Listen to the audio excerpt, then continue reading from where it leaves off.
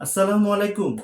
আমি আরিফ আহমেদ আপনাদের সকলকে আমন্ত্রণ জানাচ্ছি কাই টিভির নিয়মিত স্টক মার্কেট আপডেট ব্লগে। তো আজকে আসলে অনেকটা দিন পর আপনাদের সামনে স্টক মার্কেট নিয়ে আবার আলোচনা করার সুযোগ এসেছে। আমরা আসলে সকলেই জানি যে আমরা একটা বড় সংকটময় সময়কে পার করে কিন্তু আজ আবার স্বাভাবিক জীবনে ফিরে আসতে শুরু করেছি। আলহামদুলিল্লাহ। কারণ এই অল্প সময়ের মধ্যে যে আমরা এই এত বড় সংকটকে পার করতে পারলাম, চ্যালেঞ্জ করে সামনের দিকে এগিয়ে আসতে পারলাম, একেবারে স্বাভাবিক জীবনে আমরা কিন্তু ফিরে আসছি। এটি কিন্তু আল্লাহ রাব্বুল আমিনের কিন্তু একটা বড় ধরনের নিয়ামত যে আমরা খুব অল্প সময়ের মধ্যে এত বড় বিপদকে পার করে আসতে পেরেছি। তো এটি আসলেও খুব একটা দুঃখজনক বিষয় যে আমরা একটি স্বাধীন দেশ। আমার জানা মতে এমন কোনো দেশ নেই যেই দেশে আসলে যুদ্ধ ছাড়া এমন বিপর্যয় চলে এসেছিল। তো যারা আসলে ঢাকায় ছিলেন বা ঢাকার বাইরেও অনেক রকম নাশকতা হয়েছে। যারা ঢাকায় ছিলেন তারা দেখেছেন যে আমি আসলে সুযোগ হয়েছে কারফিউর মাঝখানে যখন নিত্য প্রয়োজনীয় জিনিসগুলো নিয়ে আসার জন্য বাইরে বেরিয়েছি, তখন যেই দৃশ্যগুলো চোখে পড়েছে একেবারেই মনে হয় যে 1971 সালে যখন যুদ্ধ হয়েছিল, যুদ্ধের পরে যে অবস্থা হয় ঠিক সেই অবস্থাটাই আসলে আমরা দেখতে পেরেছি। বিশেষ করে আমরা যারা নতুন জেনারেশন, যারা যুদ্ধের পরে এই দেশে জন্মগ্রহণ করেছি, তারা কিন্তু সেই যুদ্ধের সময়টা দেখিনি। তবে সেই যুদ্ধের সময়, যুদ্ধের পরে কি হয়েছিল তার কিছুটা হলেও আন্দাজ করতে পেরেছি এই কয়দিনের যে সকল ঘটনাগুলো ঘটেছে তা দেখে। তো তারপরেও আমরা শুকুর আলহামদুলিল্লাহ বলি যে এত বড় বিপদকে, এত বড় আঘাতকে আসলে আমাদের দেশে আমরা এটিকে প্রতিহত করে যে আজকে একটা স্বাভাবিক জীবনে ফিরে আসতে পেরেছি, এটা আসলেও একটা বড় অর্জন আমাদের দেশের জন্য। তো এই অর্জনের পিছনে যারা কাজ করেছেন তাদেরকে আমি অভিনন্দন দিব। এবং যে সকল আহ, সন্তানরা আসলে মা বাবার বুক থেকে চলে গেল চিরতরে, তাদের জন্য আসলে আহ, অবশ্যই শোক থাকবে। তাদের আত্মার মাগফিরাত কামনা করছি। তারা যেন ওপারে যেন ভালো থাকে এই কামনাই করব, তাদের জন্য এই দোয়াটুকু করব। তবে অবশ্যই আমাদের সবাইকে সচেতন থাকতে হবে যেন কখনোই আমাদের ন্যায়সঙ্গত কোনো আন্দোলনের সুযোগ নিয়ে কোনো কুচক্রী মহল এই সুযোগটি গ্রহণ না করতে পারে। আসলে আমাদের দেশে যে সকল জাতীয় স্থাপনা রয়েছে, এগুলো কিন্তু সরকারের টাকায় কিন্তু করা না। যদি আমরা এভাবে চিন্তা করি যে এটা সরকারের টাকায় করা, তবে কিন্তু আমরা ভুল করছি। এগুলো কিন্তু আমাদের একেবারেই সাধারণ যারা জনগণ, তাদের অর্থে কিন্তু এই সম্পদগুলো তৈরি করা হয়েছে।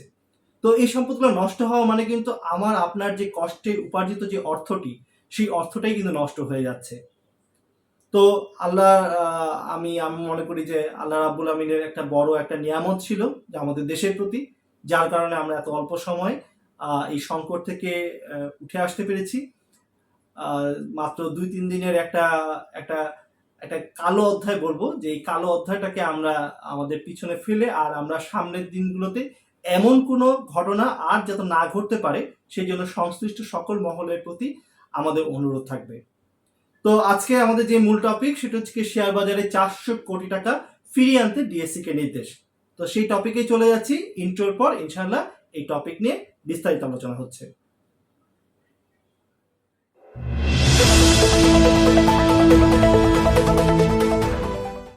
অসংখ্য ধন্যবাদ আমার ইউটিউব চ্যানেল অথবা আমার ফেসবুক পেজ কাই টিভিতে আসার জন্য।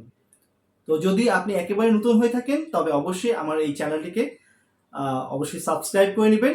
আর যদি আপনি এই মুহূর্তে এই ভিডিওটি আমার ফেসবুক পেজ থেকে দেখতে থাকেন কাইট টিভি, তবে অবশ্যই এই কাইট টিভি পেজটিকে ফলো দিয়ে রাখবেন। আর অবশ্যই আপনাদের জন্য একটা সুযোগ থাকছে স্ক্রিনে দেওয়া একটি হোয়াটসঅ্যাপ নাম্বারে আপনার যে কোনো স্টক মার্কেট রিলেটেড জিজ্ঞাসায় আপনি আমার সাথে সরাসরি যোগাযোগ করতে পারেন এই হোয়াটসঅ্যাপ নাম্বারে, অবশ্যই মেসেজের মাধ্যমে। তো আমরা আমাদের মূল টপিকে চলে যাই যে শেয়ার বাজারে 400 কোটি টাকা ফিরিয়ে আনতে ডিএসসি কে নির্দেশ দিয়েছে BSEC. Dhaka stock exchange DSE 57টি স্টক ব্রোকার ও ডিলার প্রতিষ্ঠান তাদের মূল ব্যবসার বাইরে ব্যাংকের আমানত, জমি কেনা, একই গ্রুপের অন্য প্রতিষ্ঠানকে ঋণ প্রদান, তলানিভুক্ত কোম্পানিতে বিনিয়োগ, পরিচালকদের গাড়ি কেনার জন্য ঋণ সহ বিভিন্ন খাতে বিনিয়োগ করেছে। এমন প্রতিষ্ঠানে শেয়ার বাজারের বাইরে ৩৯৯,৪৯,৫২,৫৫২ টাকা বিনিয়োগের প্রমাণ পেয়েছে কিন্তু Bangladesh securities and exchange commission BSEC. আগামী অক্টোবরের মধ্যে এই অর্থ প্রতিষ্ঠানগুলোকে ফিরিয়ে আনতে ডিএসইকে নির্দেশ দিয়েছে বিএসইসি। সম্প্রতি এই বিষয়ে বিএসসি চেয়ারম্যান অধ্যাপক শিবলি রুবায়াতুল ইসলাম স্বাক্ষরিত এক আদেশে বলা হয়েছে, ডিএসসি কমপ্লায়েন্স প্রতিবেদন ও স্টক ব্রোকার ও ডিলার প্রতিষ্ঠানগুলো নিরীক্ষার আর্থিক বিবরণ থেকে দেখা গেছে এই প্রতিষ্ঠান তাদের নিবন্ধিত মূল ব্যবসার বাইরে অন্য উদ্দেশ্যে প্রতিষ্ঠানে অর্থ ব্যয় করেছে। তো শেয়ার বাজারে আসলে যে সকল স্টক ব্রোকারেজদের কথা বলছিল, যে 57টি ব্রোকারেজ হাউসের কথা বলেছে এবং স্টক ডিলারদের কথা বলেছে, তারা কিন্তু স্টক মার্কেটে যেই অর্থটা বিনিয়োগ করার কথা ছিল সেই বিনিয়োগটা কিন্তু তারা তাদের যে মূল যে ব্যবসার বাইরে তারা কিন্তু এই বিনিয়োগটা করেছিল এবং এই বিনিয়োগটা কিন্তু প্রমাণ পেয়েছে Bangladesh securities and exchange commission. ঠিক এই কারণে কিন্তু Bangladesh securities and exchange commission এই বিষয়ে নজর দিয়েছে এবং এই অর্থটিকে কিন্তু 31 অক্টোবরের মধ্যে ফিরিয়ে আনতে বলা হয়েছে। এখন শেয়ার বাজারের স্বার্থে এই বিষয়ে ডিএসইকে দুটি নির্দেশ দিয়েছে বিএসইসি। এর মধ্যে রয়েছে আগামী 31 অক্টোবরের মধ্যে স্টক ব্রোকার ও ডিলার প্রতিষ্ঠানগুলোর অন্য খাতে বিনিয়োগ করা অর্থ ফিরিয়ে এনে মূল ব্যবসায় ব্যবহার করতে হবে।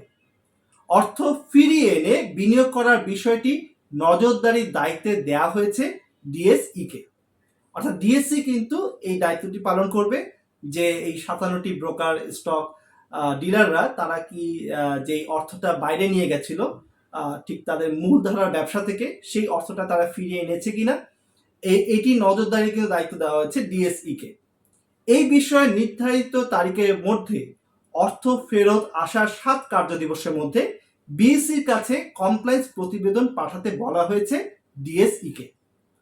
অবিলম্বে এই নির্দেশনা কার্যকর হবে বলে জানিয়েছে বিএসইসি। তো এই ছিল আমাদের মূল যে টপিক, সেই টপিকের উপর আলোচনা। তো আমরা আশা রাখছি একটা সংকটময় সময় পার করে কিন্তু আমাদের স্টক মার্কেট আবার সামনের দিকে এগিয়ে যাবে। পরপর কয়েকদিন কিন্তু স্টক মার্কেট খারাপ একটা অবস্থায় চলে গেছিল, নেগেটিভ ছিল ইন্ডেক্স। তবে যে শেষ যে কার্যদিবস, সেই কার্যদিবসে কিন্তু আমরা বৃহস্পতিবার যেটা দেখেছি যে মার্কেটটা ভালো পজিটিভ ছিল, টার্নওভারটাও ভালো ছিল। সব মিলিয়ে মার্কেটে আবার আশা রাখছি যে আমাদের বিনিয়োগকারীরা ফিরে আসবে, আমরা আবার আস্থা ফিরে পাবো আমাদের স্টক মার্কেটের উপর, আমাদের ঢাকা স্টক এক্সচেঞ্জের উপর। ঠিক এভাবেই আমরা সামনের দিনে আমাদের অর্থনীতিকে সামনের দিকে এগিয়ে নিয়ে যাব, আমাদের অর্থনীতির চাকা আবার সচল হবে, এমন প্রত্যাশা রেখে আজকে আপনাদের কাছ থেকে আমি বিদায় নিচ্ছি। তবে খুব অল্প সময়ের মধ্যে আবার ফেরত আসবো স্টক মার্কেট যে কোনো আপডেট নিউজ নিয়ে। ততক্ষণ ভালো থাকবেন, সুস্থ থাকবেন, আর অবশ্যই আমার এবং আমার পরিবারের জন্য দোয়া করবেন। আল্লাহ হাফেজ।